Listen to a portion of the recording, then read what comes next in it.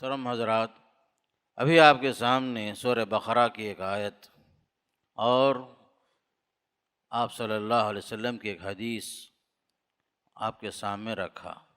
اللہ کا پیغام یہ ہے، یمحق اللہ الربا ویربی الصدقات، اللہ تعالیٰ سود کو مٹاتا ہے، انٹرسٹ کو مٹاتا ہے اور صدقات اور خیرات کی پرورش کرتا ہے۔ اللہ تعالیٰ کسی ناشکرے کو اور بے عمل کو، گنہگار انسان کو پسند نہیں کرتا۔ عبداللہ بن مسعود رضی اللہ عنہ کی حدیث میں آتا ہے کہ اللہ کے نبی صلی اللہ علیہ وسلم نے فرمایا، الربا 73 بابا، سود کے 70 پر 3 دروازے ہیں۔ اس میں سب سے کم گناہ کے اعتبار سے اگر تصور کیا جائے تو ایسا ہے جیسے کوئی آدمی اپنے ماں سے منہ کالا کرے۔ گناہ کے اعتبار سے فرمایا کہ اس کے 70 پر 3 دروازے ہیں۔ اس کا ادنا درجہ اگر شمار کیا جائے، مثال کے ذریعے سے سمجھنے کی کوشش کی جائے، جیسے کوئی آدمی اگر اپنے ماں سے منہ کالا کرے تو اس کا کتنا بڑا گناہ ہوگا، سمجھو کہ اسی طرح سود خوری بھی ہے۔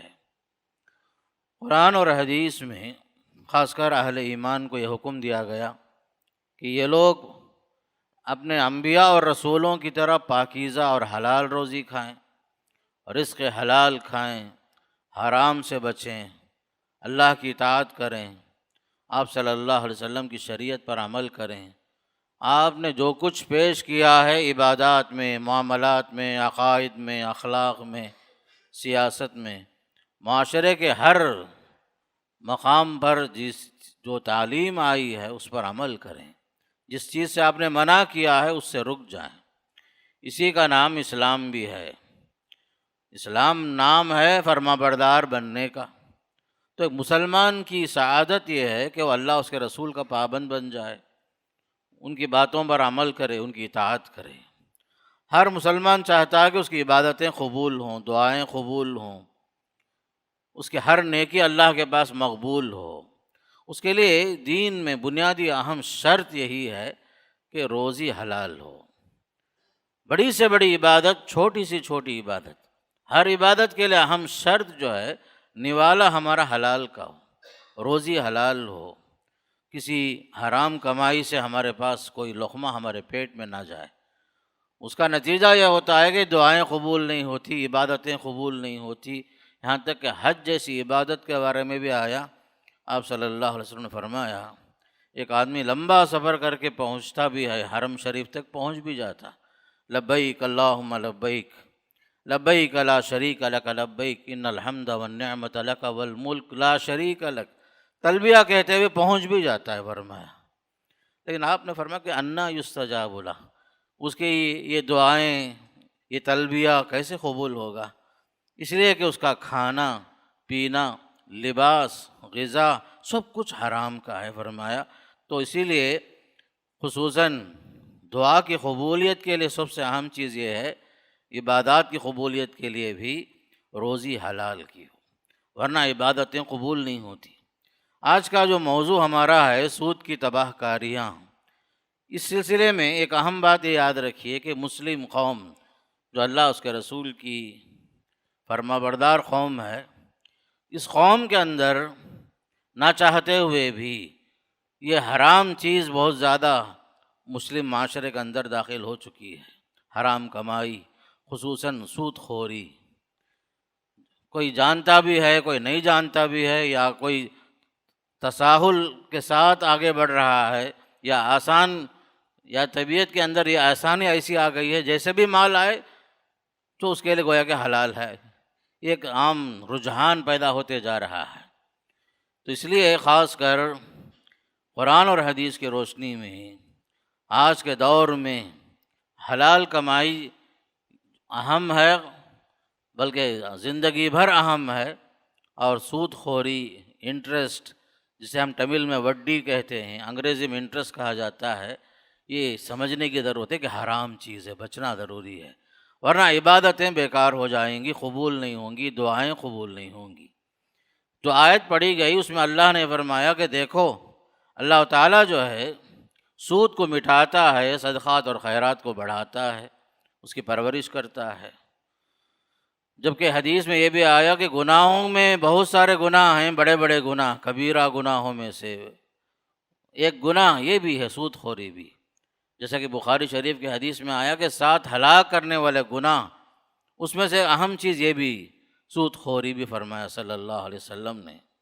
بلکہ قرآن کی آیت میں اللہ نے یہ بتایا کہ ایک آدمی جو صحیح حلال طریقہ چھوڑ کر کے حرام طریقے سے کمائی کرتا ہے اور سود خور بنتا ہے، سودی لین دین کرتا ہے، سودی کمائی کرتا ہے، تو اس کے بارے میں فرمایا کہ گویا کہ وہ جو ہے اللہ اس کے رسول کے ساتھ اعلان جنگ کر رہا ہے۔ فرمایا گویا کہ ایک حرام خور، سود خور جو ہے اللہ کے ساتھ اور اپنے اس کے رسول کے ساتھ اعلان جنگ کر رہا ہے سود کھا کر کے۔ فرمایا فَإِن لَّمْ تَفْعَلُوا فَأْذَنُوا بِحَرْبٍ مِّنَ اللَّهِ وَرَسُولِهِ، اگر یہ لوگ باز نہیں آ رہے ہیں حرام خوری سے، سود خوری سے، سمجھو کہ یہ لوگ کیا کر رہے ہیں، اللہ اس کے رسول کے ساتھ اعلان جنگ کر رہے ہیں۔ فرمایا قرآن مجید کی آیتوں میں یہ بھی بات بتائی جا رہی ہے قیامت کے دن سود خور جو سودی لین دین کرتا ہے، سودی معاملہ کرتا ہے، قیامت کے دن ایسے اٹھائے جائیں گے یہ لوگ جیسے کوئی پاگل ہے جس پر شیطانی اثرات ہیں اس کے اوپر، حواس باختہ ہے، ہوش و حواس نہیں ہے اسے، پاگلوں کی طرح ہے، مجنون کی طرح ہے۔ تو سود خور قیامت کے دن جب اٹھے گا بھی تو قیامت کے دن ایسی حالت میں ہوگا گویا کہ وہ پاگل ہے، اس کے ہوش و حواس بالکل جو مفقود ہیں۔ فرمایا بلکہ سب سے اہم نقصان یہ بھی ہے سود خوری کی وجہ سے بے برکتی لازم آتی ہے، اللہ تعالیٰ برکت چھین لیتا ہے۔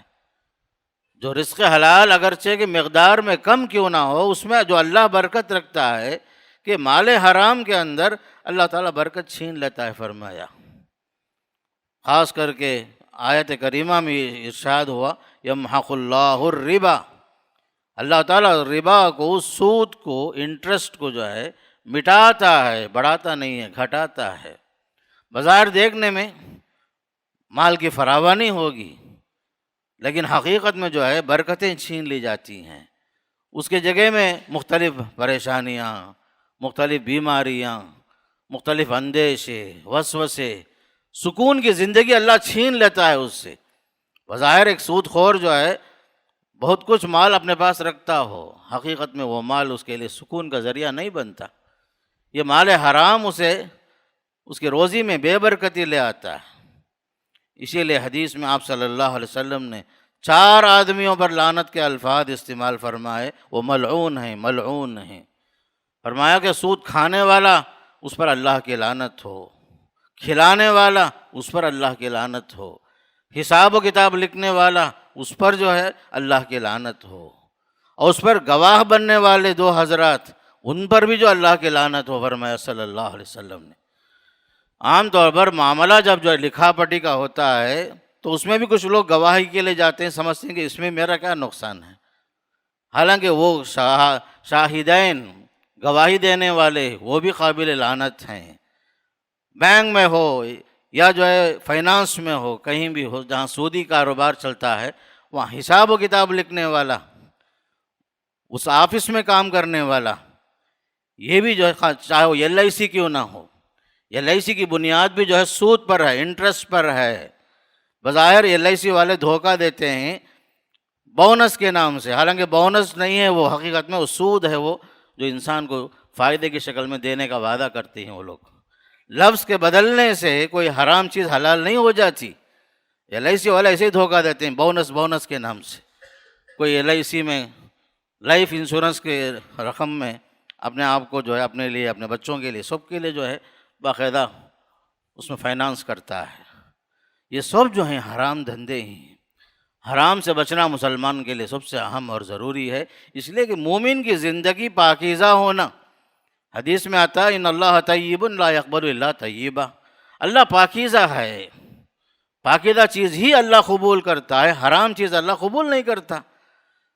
آج کا زمانہ ایسا ہو گیا کہ لوگ حرام کمائی کماتے ہیں اور سمجھتے ہیں کہ جو ہے ذرا نیکی کر لو تو گویا کہ وہ حرام چیز جو ہے دھل جائے گی، سمجھتے ہیں۔ حرام کمائی کما لیے اور فوراً عمرے کے لیے تیار، حج کے لیے تیار، یا جو ہے غربا اور فقراء میں ذرا صدقہ و خیرات کر دیے، ایسا جو ہے یہ کوئی حرام حلال نہیں ہوتا۔ بیسک ہے، ہمارے پاس قانون ہے، کمائی ہماری کہاں سے آئی، مال کہاں سے آیا، پیسے کہاں سے کمائے، یہ سب حساب و کتاب ہوتا ہے ہمارے پاس، اللہ کے پاس۔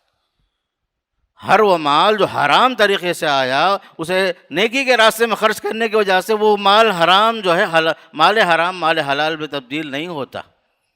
حرام حرام ہی ہے، حلال حلال ہی ہے میرے دوستو۔ آپ صلی اللہ علیہ وسلم نے لعنت کے جو الفاظ استعمال فرمائے، سود خور پر، کھلانے والے پر، لکھنے والے پر، اس پر گواہ بننے والوں پر، اس لیے خاص کر حرام سے بچو، ورنہ عبادتیں بیکار ہو جاتی ہیں، سعادتیں ختم ہو جاتی ہیں، نیک بختیاں ختم ہو جاتی ہیں۔ خاص کر کے حدیث میں یہ بھی آتا ہے، آپ صلی اللہ علیہ وسلم نے ارشاد فرمایا، ایک زمانہ ایسا آئے گا لوگ سود کھائیں گے، یاتی علی الناس زمان یاکلون الربا قیل یا رسول اللہ الناس کلہم۔ صحابیوں میں سے کسی نے پوچھا، یا رسول اللہ کیا سارے لوگ سود کھائیں گے؟ کیا زمانہ ایسا بھی آئے گا کہ سب لوگ جو ہے حرام کو حلال سمجھ کر سب کھا لیں گے کیا؟ ایسا پوچھے، کسی صحابی پوچھے، آپ نے ارشاد فرمایا، من لم یاکلہ نالہ من غبارہ۔ ایک زمانہ ایسا آئے گا لوگ جو سود کھائیں گے، اگر وہ نہیں بھی کھائیں گے تو کم از کم ضرور ان لوگوں تک جو ہے اس کا غبار، اس کا دھواں انہیں پہنچے گا، اس کے اثرات پہنچیں گے۔ ہر حال میں جو ہے لوگ کسی نہ کسی شکل میں حرام میں مبتلا ہوں گے، اگر وہ ملوث نہیں بھی ہوں گے تو کم از کم جو ہے حساب و کتاب لکھنے والے کی شکل میں، گواہ بننے کی شکل میں، یا اسے حلال سمجھنے کی شکل میں کچھ لوگ ہوں گے۔ آیت کریمہ میں بڑی اہم بات بتائی جا رہی ہے، فَمَنْ جَاءَهُ مَوْعِظَةٌ مِّن رَبِّهِ فَانْتَهَىٰ فَلَهُ مَا سَلَفَ وَأَمْرُهُ إِلَى اللَّهِ وَمَنْ عَادَ فَأُولَٰئِكَ أَصْحَابُ النَّارِ هُمْ فِيهَا خَالِدُونَ۔ یعنی جسے اللہ کی طرف سے نصیحت پہنچ گئی، وہ توبہ کر کے گناہوں سے باز آ گیا، حرام چیز سے بچ گیا۔ بعض لوگ دوبارہ جو ہے اس میں پھر ملوث ہوتے ہیں، تو ایسے لوگوں کے بارے میں فرمایا، وَمَنْ عَادَ فَأُولَٰئِكَ أَصْحَابُ النَّارِ، یہی لوگ جہنمی ہیں، ہم فیہا خالدون، اس میں ہمیشہ ہمیشہ رہیں گے۔ سود خوروں کے بارے میں اس آیت میں یہ اہم نکتہ ہے، تفسیر میں بیان کرتے ہیں علماء مفسرین کہ جہنم میں ہمیشہ رہنے کا مطلب یہ کہ اس کی دو شکلیں ہیں۔ ایک شکل یہ ہے اللہ کے حرام کردہ چیز کو حلال سمجھ لینا، گویا کہ بزنس کو اور سود کو دونوں کو ایکول سمجھنا، وہ بھی ایک بزنس ہے، یہ بھی ایک بزنس ہے۔ جس طرح کہ یہودیوں نے کہا انما البیع مثل الربا، بزنس کیا ہے؟ سود کی طرح ہے، حالانکہ اللہ نے فرمایا نہیں، احل اللہ البیع وحرم الربا، بزنس حلال ہے، سود خوری حرام ہے، اللہ نے فرمایا۔ یہاں حرام ہونے کی وجہ کہ حرام کو حرام سمجھے بغیر یا اسے حلال سمجھ لینے والا بھی کافروں کی طرح ہے، جہنم میں ہمیشہ ہمیشہ رہے گا۔ ایک معنی یہ ہے، جس طرح جو ہے اللہ کے حرام کردہ چیزوں میں سے ایک چیز زناکاری ہے، شراب خوری ہے، اگر کوئی اسے بھی حلال سمجھ رہا ہے وہ بھی کافر ہے۔ اللہ کے حرام کردہ چیزوں میں سے زناکاری، لواطت ہے، شراب خوری ہے، ماں باپ کی نافرمانی ہے، جتنے حرام کردہ چیزیں اللہ تعالیٰ کی طرف سے ہیں، قتل نفس ہے، بچیوں کو زندہ درگور کرنا، یہ سب جتنے حرام کی تفصیلات آئی ہیں، اسے حرام کو حلال سمجھنے والا وہ بھی کافر ہو جاتا ہے، وہ بھی ہمیشہ ہمیشہ جہنم میں رہے گا کافروں کی طرح۔ دوسرا شخص وہ ہے حرام کو حلال نہیں سمجھ رہا ہے، حرام کو حلال نہیں سمجھ رہا ہے، لیکن اس گناہ میں ملوث ضرور ہے، اس گناہ میں ملوث ضرور ہے۔ وہ شخص بھی جب تک اللہ چاہے گا رہے گا جہنم میں، جب تک اللہ معاف نہ کرے اسے۔ کتنی بڑی سخت وعیدیں آئی ہیں قرآن مجید کی آیتوں میں۔ اس لیے خاص کر یہ لین دین کے معاملے میں، سودی بزنس یا جو ہر چھوٹی بڑی چیز میں مسلمانوں کا حال یہ ہو گیا ہے، فوراً جو ہے قرض کی ضرورت پڑی بینک لون، گاڑی لینا ہے فوراً جو ہے بینک لون، گھر بنانا ہے پھر فوراً اس کے لیے آدمی بینک کی طرف متوجہ یا فائنانس کی طرف، کہاں کم سے کم سود ہے، انٹرسٹ کہاں کم سے کم ہے، وہاں جانے کے چکر۔ بلکہ جو ہے آج کل کے ماحول میں ایسا دیکھو، اللہ کے رسول کی حدیث کہاں تک صحیح ہمارے اوپر منطبق ہو رہی ہے۔ فرمایا کہ ایک زمانہ آئے گا، لوگ جو ہیں کھائیں گے ضرور سود، لوگ جو ہے آسانی کے ساتھ اس میں مبتلا ہوں گے۔ آفر آتا ہے، کریڈٹ کارڈ لے لو، آپ کے لیے 50 دن کے لیے کوئی جو ہے سود ہی نہیں ہے، 50 دن کے بعد آپ کو 2% آپ کو دینا پڑے گا۔ 1 لاکھ سے لے کر 5 لاکھ تک آپ جو ہے خرچ کر سکتے ہیں ہمارے کارڈ کو استعمال کر کے۔ بظاہر معلوم ہوتا ہے کہ جہاں پر بڑا مہربان ہے بینک والا، حقیقت میں میرے دوستو حرام کی طرف کھینچنے کا راستہ ہے یہ۔ حرام کی طرف امت کو، مسلم قوم کو تباہ کرنے کے لیے سازشیں ہیں۔ جو مسلمان ہوشیار ہوگا، جو فراست پر مبنی اس کی نگاہ ہوگی، وہ فوراً حرام سے بچ جائے گا، اللہ کا نام لے کر بچ جائے گا۔ لوگ سمجھتے ہیں اس میں کیا نقصان ہے، وہ تو بغیر سود کے دے رہا ہے، لیکن یہ کیا ہے، آہستہ آہستہ دروازہ کھولا جا رہا ہے تاکہ آپ جو اس حرام میں مبتلا ہو جائیں، اتنا مبتلا ہو جائیں کہ بعد میں آپ کی پوری جائیداد تباہ ہو جائے، نعوذ باللہ من ذالک۔ حرام کے جتنے راستے ہیں وہ بھی حرام ہیں اسلام میں۔ اسلام نے یہ نہیں کہا کہ زنا حرام ہے، بلکہ اسلام نے یہ کہا لا تقربوا الزنا، زنا کے قریب بھی مت جاؤ، زنا مت کرو یہ نہیں بولا اللہ تعالیٰ، زنا کے راستے پہ بھی نہیں چلنا۔ تو حرام کے راستے جتنے چور دروازے ہیں، شریعت چاہتی کہ چور دروازے سارے کے سارے بند ہو جائیں۔ اسی لیے تو پردے کا حکم آیا ہے، حجاب کا حکم اس لیے آیا کہ زنا کے راستے بند ہو جائیں۔ اجنبی عورتوں کے ساتھ آپ کا اٹھنا بیٹھنا، خلوت، مصافحہ، معانقہ، یہ سب حرام کا قرار کیوں دیا گیا؟ اس لیے کہ یہ سب چور راستے ہیں زنا تک پہنچانے کے۔ اسلام ایک چیز کو جب حرام کرتا ہے، اس سے پہلے جتنے چور راستے ہیں وہ سب بند کرتا ہے اسلام۔ تو یہاں بھی وہی بات یاد رکھو، کریڈٹ کارڈ کے نام سے آفر آتا ہے، فون آتا ہے آپ کو، لوگ آپ کو جو ہے پھنسانا چاہتے ہیں تاکہ مسلمان کی عبادتیں ضائع ہو جائیں، حرام میں ساری عبادتیں بیکار ہو جائیں۔ میرے دوستو، اس موقع پر ایک حدیث یاد آئی، اللہ کے نبی علیہ السلام نے فرمایا قد افلح من اسلم ورزق کفافا، مسلمان وہ شخص، وہ مسلمان کامیاب ہو گیا جسے اللہ تعالیٰ نے جو ہے بقدر ضرورت روزی دے دی، اس پر وہ مطمئن ہو گیا۔ وقنعہ اللہ بما آتاہ، اللہ نے جو بھی دیا اس پر قناعت پسندی آ گئی، وہ مسلمان کامیاب ہو گیا۔ جس نے اسلام قبول کر کے اللہ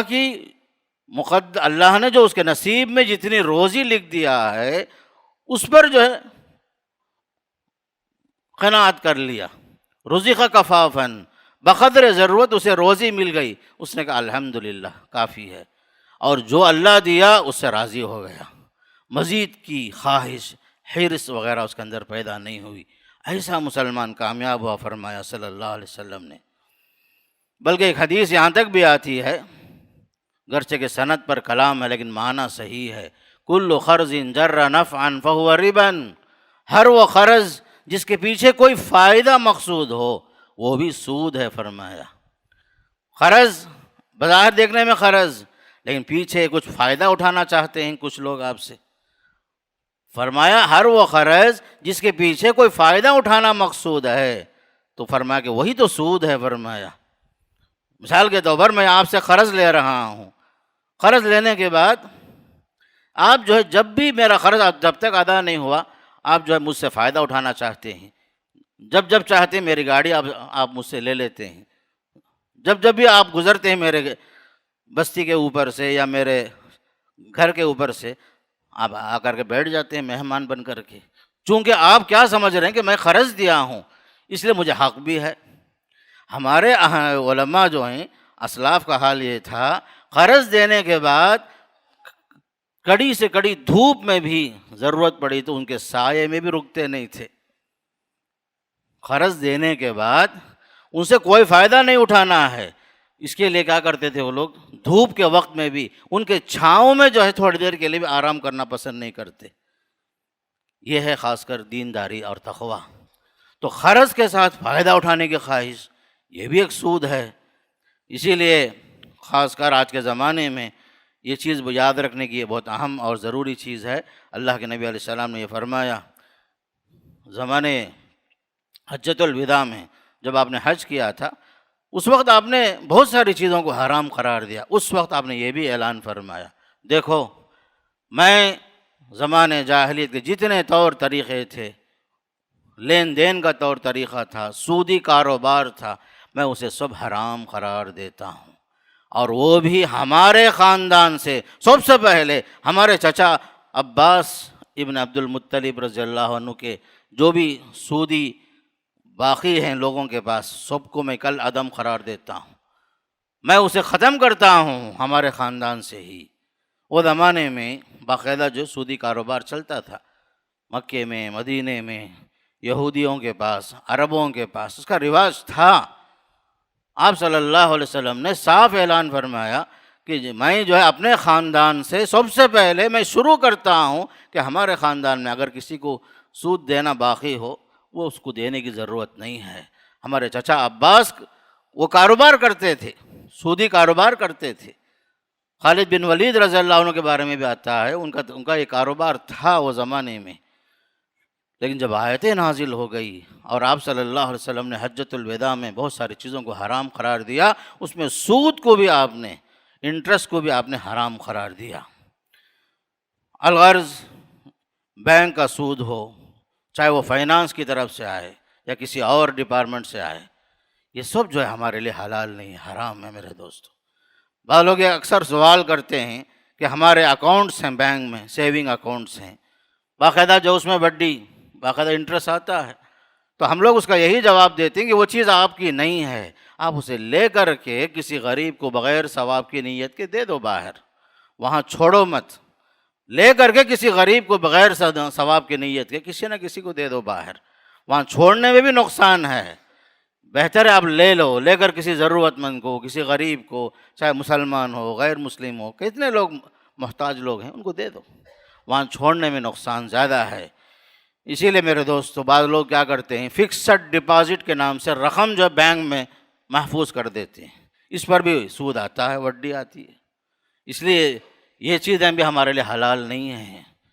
آپ کے لیے اللہ نے جو فرمایا احل اللہ البیع، بزنس کرو، پارٹنرشپ میں بزنس کرو۔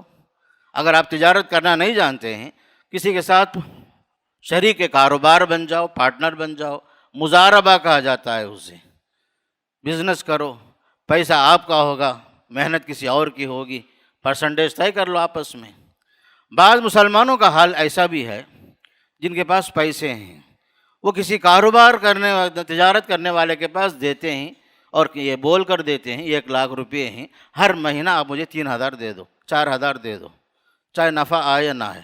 یہ بھی تو سود ہے، یہ بھی سود ہے میرے دوستو۔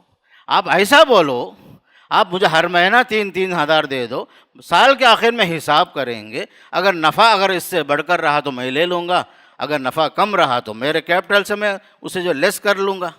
یہ بول سکتے ہیں آپ، لیکن یہ بولنا کہ میں یہ 4,00,000 روپے دے رہا ہوں، ہر لاکھ کے 3,000 مجھے ہر حال میں چاہیے، یہی تو سود ہے۔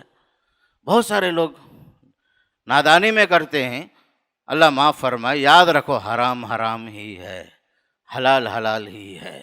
الحلال بین والحرام بین فرمایا صلی اللہ علیہ وسلم نے۔ تو لوگ جو ہیں خاص کر چونکہ معاملات کے بارے میں تفصیلات نہیں جانتے لوگ، اس لیے میں یہ ساری باتیں بتا رہا ہوں کہ کاروبار حلال طریقے سے ہو، حرام تجارتیں اس سے دعائیں قبول نہیں ہوتی، عبادتیں قبول نہیں ہوتی، بڑی سے بڑی عبادت جو ہے رد کر دی جاتی ہے فرمایا، خاص کر حدیثوں میں۔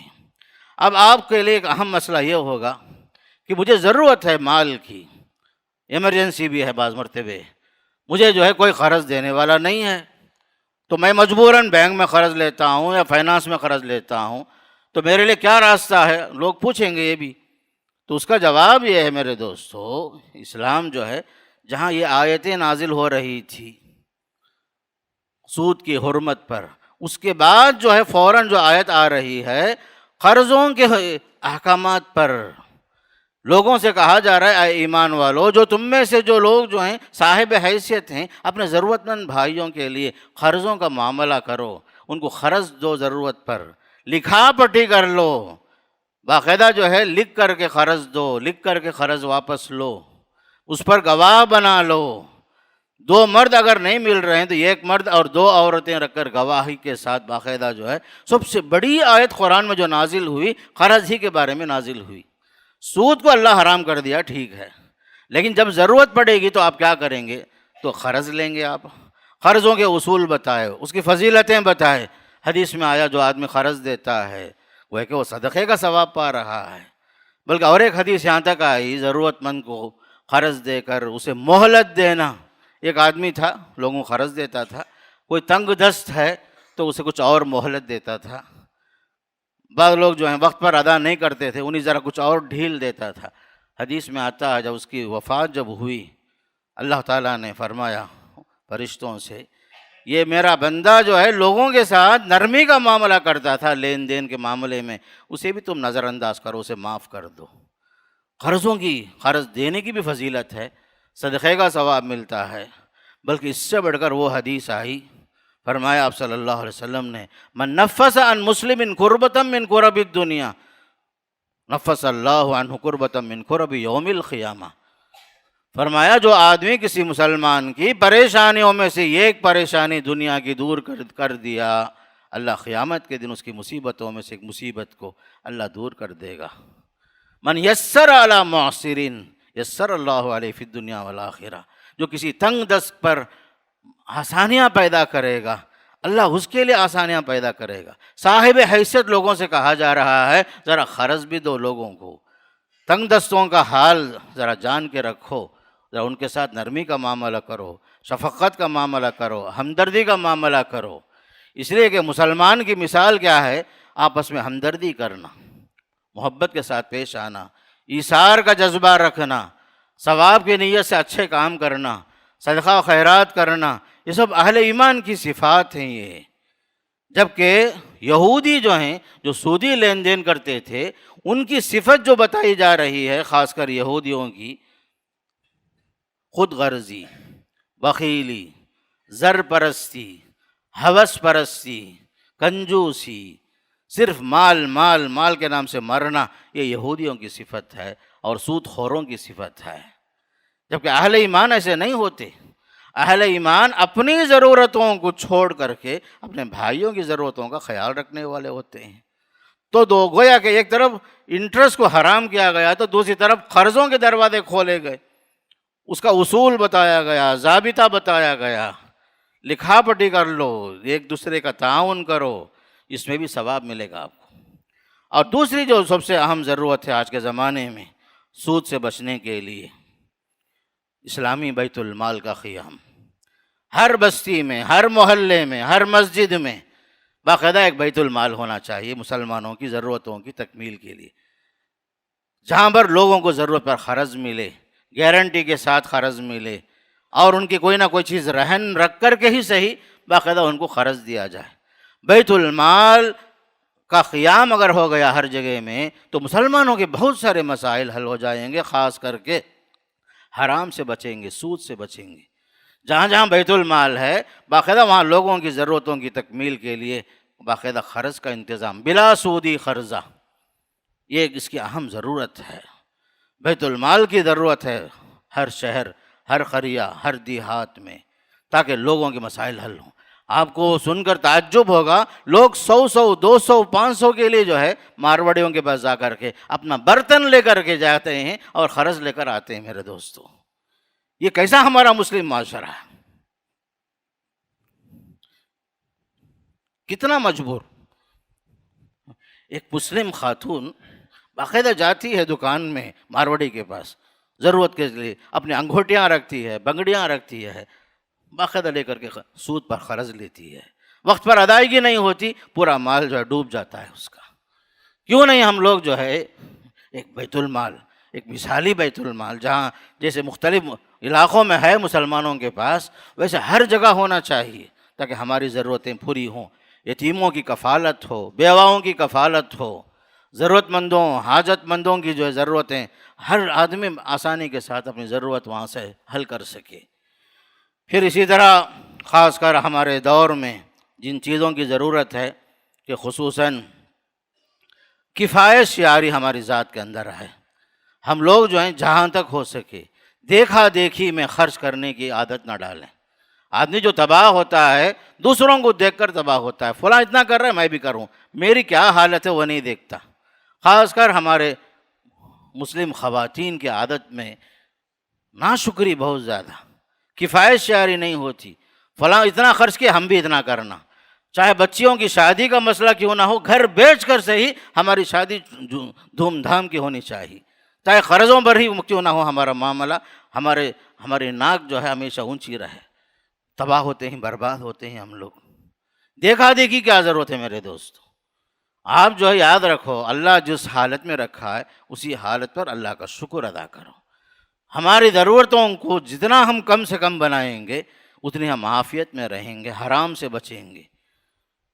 بعض حضرات جو ہیں تعلیم کے نام سے ایجوکیشنل لون کے نام سے بھی لیتے ہیں بینک میں.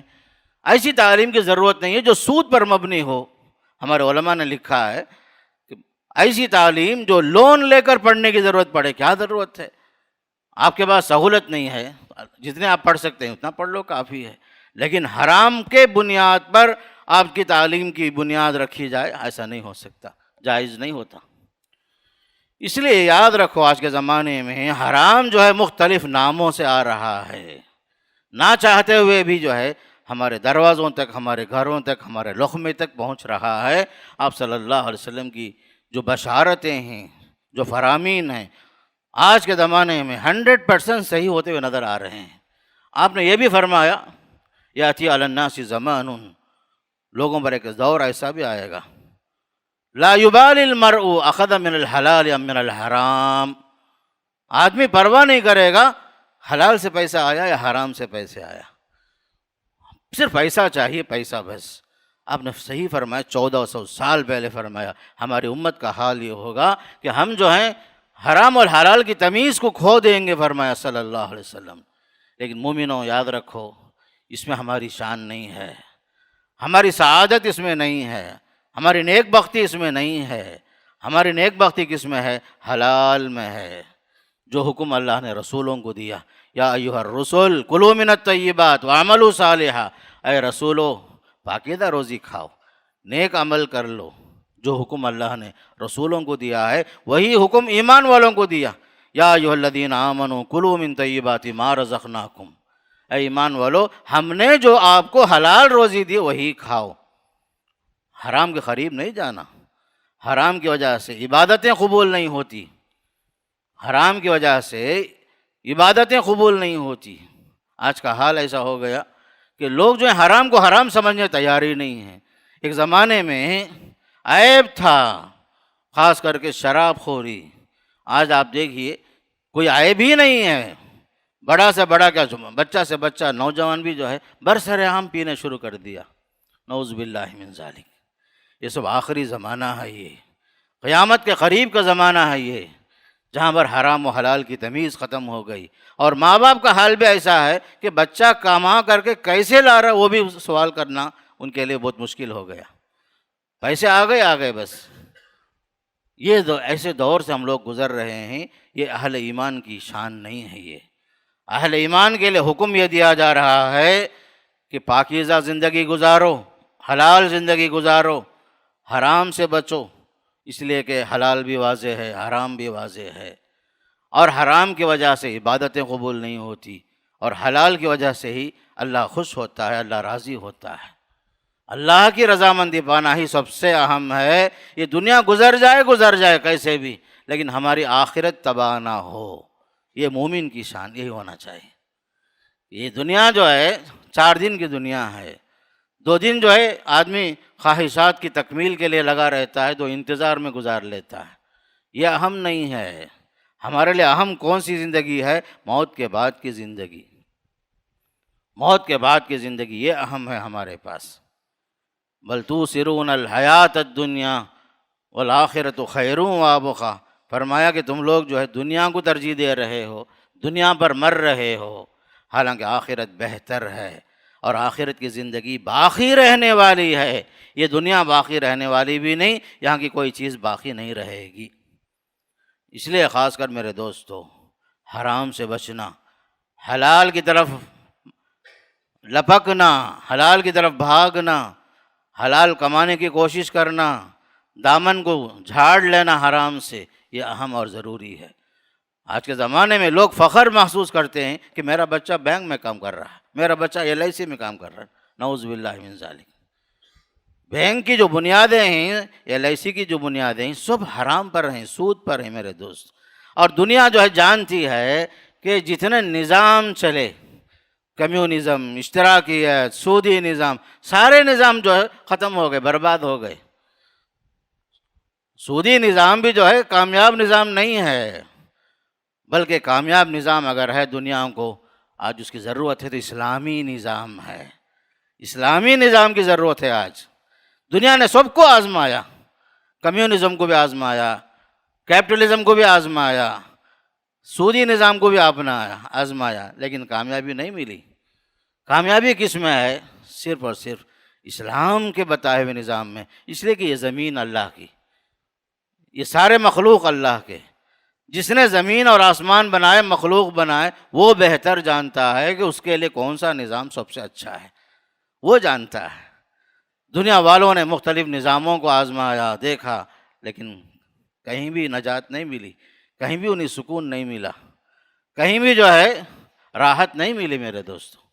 اگر ہے راحت، ہے اطمینان اور سکون کی زندگی، حلال میں ہے، اسلامی نظام میں ہے۔ ہماری ساری عبادتیں، ساری دعائیں جو قبول ہوں گی، صرف اور صرف حلال کمائی سے ہی۔ آج کل زمانے میں ایسا آپ دیکھ رہے ہیں، کوئی کام بغیر رشوت کے نہیں ہوتا، بغیر رشوت کے نہیں ہوتا۔ ٹھیک ہے، حدیث میں یہاں تک آیا الراشی والمرتشی کلاہما فی النار، رشوت دینے والا، رشوت لینے والا، دونوں بھی جو جہنمی ہیں، فرمایا صلی اللہ علیہ وسلم۔ لیکن علماء نے بعد میں یہ بھی بتا دیا، جہاں آپ کی مجبوری ہے، آپ کا کام نہیں بنتا اس کے بغیر، وہ حرام دیے بغیر کام نہیں بنتا، آپ کا کوئی کام بغیر اس رشوت کے کام بنتا ہی نہیں ہے۔ تو علماء نے اپنا حق لینے کے لیے، اپنا جائز حق لینے کے لیے، دوسروں کا حق مارنے کے لیے نہیں، اپنی ضرورت کی تکمیل کے لیے وہ رشوت کو بھی بکراہت ہی صحیح، کراہت کے ساتھ ہی صحیح، ضرورت کے تحت آپ کو جائز قرار دیا، جبکہ آپ کا کوئی کام نہیں ہوتا اس کے بغیر۔ اس لیے کہ ہم لوگ جہاں رہتے ہیں، جہاں ہم لوگ رہتے ہیں، وہاں کا پورا ماحول یہاں سے وہاں تک جو ہے اسی میں ڈوبا ہوا ہے میرے دوست۔ آج کے زمانے میں حلال کا تصور کم ہو گیا، حرام کا تصور زیادہ ہو گیا۔ کسی کو جو ہے اپنی جائز کمائی پر جو ہے اکتفا کرنے کی عادت نہیں ہے، الا ماشاء اللہ، حرام پر ہی نظر سب کی ہے، الا ماشاء اللہ۔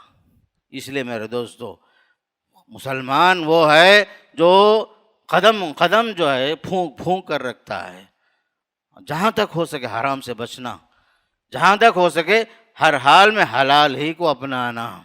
ایک ایسا زمانہ ہے ہم لوگ جس میں جی رہے ہیں، لوگ جو ہیں حرام و حلال کی تمیز کو تو کھو دیے، پیسے جیب میں ہیں حرام کمائی کے، اور تلاش کر رہے ہیں حلال ہوٹل کہاں ہے۔ لوگ جو ہیں، آج کا ماحول ایسا بن گیا، لوگ جو ہیں کمائی جو ہے حرام کی، لیکن تلاش ہے ایسے ہوٹلوں کی جہاں پر صرف حلال جانور ذبح کر کے کہ آپ کو کھلایا جاتا ہو۔ انسان اپنے آپ کو دھوکہ دے رہا ہے میرے دوستو، دھوکہ دے رہا ہے۔ یاد رکھو، قرآن میں اللہ نے صاف فرمایا، بظاہر دیکھنے میں حرام میں شان بان ہے، لیکن حقیقت میں وہ چیز باقی نہیں رہے گی، بلکہ اللہ کا عذاب اس کے پیچھے آتا ہے۔ قرآن مجید میں اللہ نے صاف صاف فرمایا، فَلَمَّا نَسُوا مَا ذُكِّرُوا بِهِ فَتَحْنَا عَلَيْهِمْ أَبْوَابَ كُلِّ شَيْءٍ۔ جب لوگ جو ہیں اللہ کی نصیحتوں کو جب بھول گئے تو ہم نے ان کے لیے دنیا کے سارے دروازے کھول دیے، روزی کے سارے دروازے کھول دیے۔ فتحنا علیہم ابواب کل شیء حتی اذا فرحوا، جب لوگ مگن ہو گئے، خوش ہو گئے، حرام کے باوجود خوش ہو گئے، حتی اذا فرحوا بما اوتوا اخذناہم بغتۃ، ہم نے انہیں اچانک ان پر جو ہے دھاوا بول دیا، ہم نے سخت ان کا مواخذہ کیا، اس کے بعد یہ لوگ مایوس پڑے رہ گئے۔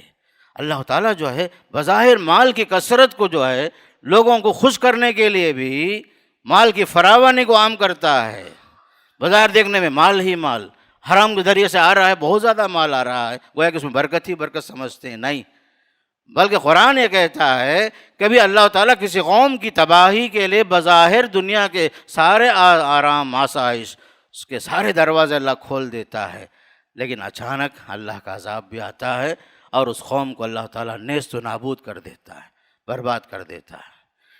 اس لیے میرے دوستو خاص کر حرام سے بچو، حلال کی طرف آگے بڑھو، جہاں تک ہو سکے اپنے دامن کو حرام سے بچانے کی پوری کوشش کرو۔